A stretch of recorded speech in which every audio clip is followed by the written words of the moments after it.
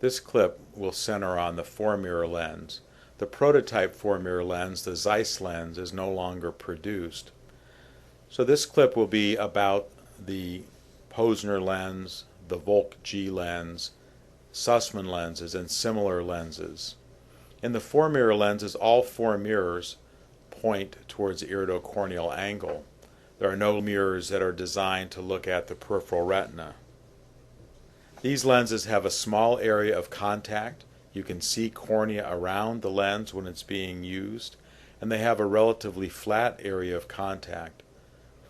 The advantage of this lens is that it does not require any methyl cellulose as a coupling solution, so that it is very fast to do gonioscopy once one becomes skilled. Also, there is no methyl cellulose to degrade subsequent perimetry or photography. I believe that this is the best lens for routine use. It is the most difficult lens to master, but it is worth learning to master this lens.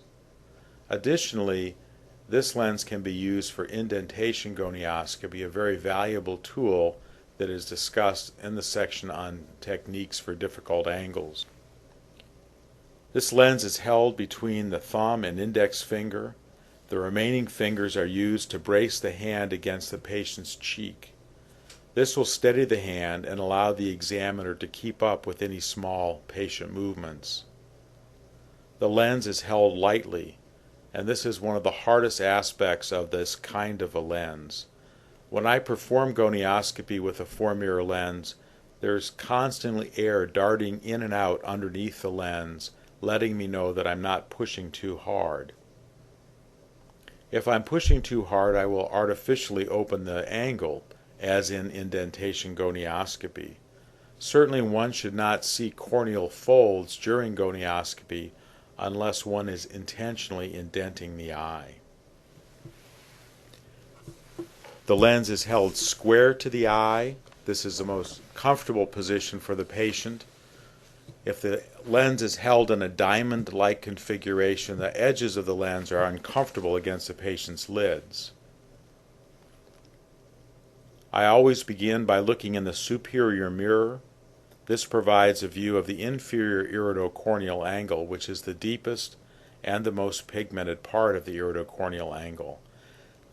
The pigment helps to define the angle structures and allows one to become oriented to this particular patient's anatomy. The upper and lower mirrors are also the easiest to use to identify the corneal wedge, which is discussed in the section on difficult angles. One can then look in each of the 4 mirrors in turn, noting any abnormalities and recording them, remembering that the view is a mirror image. There are small portions of the angle that are missed by holding the lens still and looking in only the 4 mirrors. One can see these other small portions of the angle simply by rotating the lens a few degrees and re-looking in the 4 mirrors.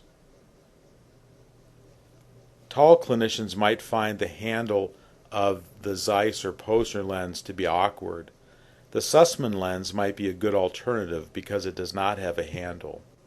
The Sussman lens is an excellent lens, but I find that the long barrel makes it difficult for me to offset the light source from my oculars.